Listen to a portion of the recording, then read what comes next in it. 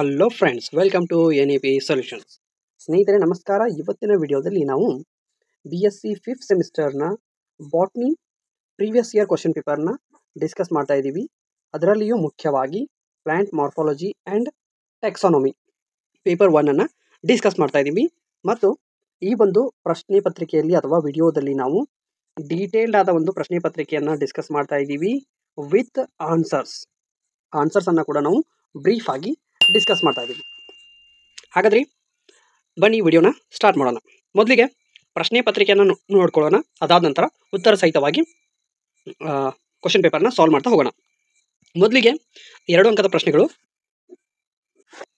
ಇಲ್ಲಿ ನಿಮಗೆ 8 ಪ್ರಶ್ನೆಗಳನ್ನ ಕೊಡ್ತಾರೆ. ಅದರಲ್ಲಿ ನೀವು 6 ಪ್ರಶ್ನೆಗಳಿಗೆ ಉತ್ತರವನ್ನು ಬರೀಬೇಕು. 6 ಪ್ರಶ್ನೆಗಳಿಗೆ ಉತ್ತರ ಬರೆದಾಗ ನಿಮಗೆ 6 × 2 ಟೋಟಲ್ ಆಗಿ 12 ಅಂಕ ಸಿಗುತ್ತೆ. ಸೊ ಇಲ್ಲಿ ಮುಖ್ಯವಾಗಿ ನಿಮಗೆ ಡೆಫಿನೇಷನ್ಸನ್ನು ಕೇಳ್ತಾರೆ. ಅದರಲ್ಲಿ ನೋಡೋದಾದರೆ prop root, rhizome, ಮೊನೋಅಡಲ್ಫಸ್, ಪಾಲಿನಿಯಾ, ಹೋಲೋಟೈಪ್, ಪಾಲಿನೋಮಿಯಲ್ಸ್, ಫೆನೋಗ್ರಾಮ್ಸ್ and biometry. ಈ ಒಂದು ಕಾನ್ಸೆಪ್ಟ್ಸ್ಗಳ ಡೆಫಿನೇಷನನ್ನು ನೀವು ಬರೀಬೇಕು ಅಥವಾ ರಿಲೇಟೆಡ್ ಪಾಯಿಂಟ್ಸನ್ನು ಬರೀಬೇಕು. ನಿಮಗೊಂದು ವೇಳೆ ಡೆಫಿನೇಷನ್ ಬರಲಿಲ್ಲ ಅಂದರೆ ರಿಲೇಟೆಡ್ ಪಾಯಿಂಟ್ಸನ್ನು ಬರೀಬೇಕು.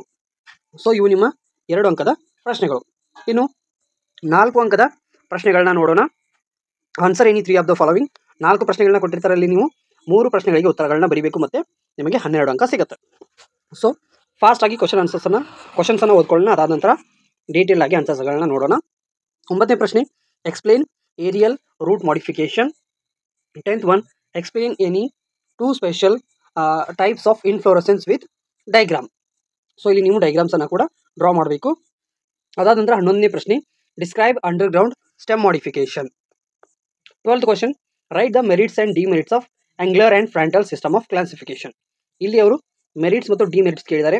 ನಿಮಗೆ ನಿಮ್ಮ ನಾಳೆಯ ಪ್ರಶ್ನೆ ಪತ್ರಿಕೆಯಲ್ಲಿ system of classification, explain Engler's and Prantl's system of ಕ್ಲಾಸಿಫಿಕೇಶನನ್ನು ಕೂಡ ಕೇಳಬಹುದು. ಇದಲ್ಲದೆ Bentham and Hooker system of classification ಕೂಡ ಇದೆ ನಿಮಗೆ. ಸೊ ಅದನ್ನು ಕೂಡ ನೀವು ಓದ್ಕೊಳ್ಬೇಕು. ಇನ್ನು 3ನೇ ಮೇನ್ ನೋಡೋದಾದರೆ ಇಲ್ಲಿ ನಿಮಗೆ ಹೆಚ್ಚಾಗಿ ಫ್ಯಾಮಿಲೀಸ್ ಮೇಲೆ ಪ್ರಶ್ನೆಯನ್ನು ಕೇಳಿದ್ದಾರೆ. Family Malvaceae, family Rubiaceae, family Solanaceae. ಇಲ್ಲಿ ಮುಖ್ಯವಾಗಿ ನಿಮಗೆ 3 ಫ್ಯಾಮಿಲಿಗಳ ಮೇಲೆ ಪ್ರಶ್ನೆಗಳನ್ನ ಕೇಳಿದರೆ ನಿಮಗೆ ಟೋಟಲ್ ಆಗಿ 13ರಿಂದ 14 ಫ್ಯಾಮಿಲೀಸ್ ಇದೆ. ಅದರಲ್ಲಿ ನೀವು ಮಿನಿಮಮ್ 9 ಫ್ಯಾಮಿಲೀಸನ್ನು ಮಾಡ್ಕೊಂಡು ಹೋಗಬೇಕು. 9 ಫ್ಯಾಮಿಲೀಸನ್ನು ಓದ್ಕೊಂಡೇ ಇದ್ದೇ ಆದಲ್ಲಿ ನಿಮಗೆ ಇಲ್ಲಿ 12 ಅಂಕ ಕಟ್ಟಿಟ್ಟ ಬೊತ್ತೆ ಫಿಕ್ಸ್ ಆಗಿ ನಿಮ್ಮ ಪಾಕೆಟಲ್ಲಿ ಇರುತ್ತೆ. ಇನ್ನು ಒಂದು ಸ್ಪೆಷಲ್ ಪ್ರಶ್ನೆ ಯಾವುದಂದರೆ mention palynological evidence in plant taxonomy.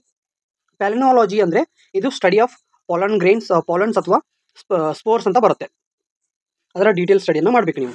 ಅದಾದ ನಂತರ 4th ಮೇನ್ ನೋಡೋದಾದರೆ write a note on taxonomic hierarchy. ಇಲ್ಲಿ ನಿಮಗೆ ಡಿವಿಷನ್, ಕಿಂಗ್ಡಮ್, ಕ್ಲಾಸಸ್, ಸ್ಪೀಸೀಸ್ ಈ ರೀತಿಯಾಗಿ ಒಂದು ಕ್ಲಾಸಿಫಿಕೇಶನ್ನ ಎಕ್ಸ್ಪ್ಲೇನ್ ಮಾಡಬೇಕು. ಅದಾದ ನಂತರ ಸ್ಪೀಶಿಯೇಷನ್ ಅಂದರೆ ಏನು, ಅಲೋಪ್ಯಾಟ್ರಿಕ್ ಸ್ಪೀಶಿಯೇಷನ್ ಅಂದರೆ ಏನು, ಮತ್ತು ಸ್ಪೀಶಿಯೇಷನ್ನಲ್ಲಿ ಬೇರೆ ಬೇರೆ ಟೈಪ್ಸ್ ಇದೆ, ಅವುಗಳನ್ನ ಕೂಡ ನೀವು ಓದ್ಕೋಬೇಕು. 19ನೇ ಪ್ರಶ್ನೆ, explain the evolutionary species concept. 20ನೇ ಪ್ರಶ್ನೆ, mention the advantages of phylogenetic nomenclature. ಇದು ಕೂಡ ಇಂಪಾರ್ಟೆಂಟ್ ಕಾನ್ಸೆಪ್ಟ್. ಇನ್ನು 5ನೇ ಮೇನ್, 5th ಮೇನನ್ನು ನೋಡೋದಾದರೆ ಇಲ್ಲಿ A ಆ್ಯಂಡ್ B ಎರಡು ಪ್ರಶ್ನೆಗಳನ್ನ ಕೇಳಿದ್ದಾರೆ. ಸೊ ಇಲ್ಲಿ ನಿಮಗೆ ಮಾರ್ಕ್ಸ್ ಡಿವೈಡ್ ಆಗುತ್ತೆ. 2+2 ಫಾರ್ಮ್ಯಾಟಲ್ಲಿ ಮಾರ್ಕ್ಸ್ ಡಿವೈಡ್ ಆಗುತ್ತೆ.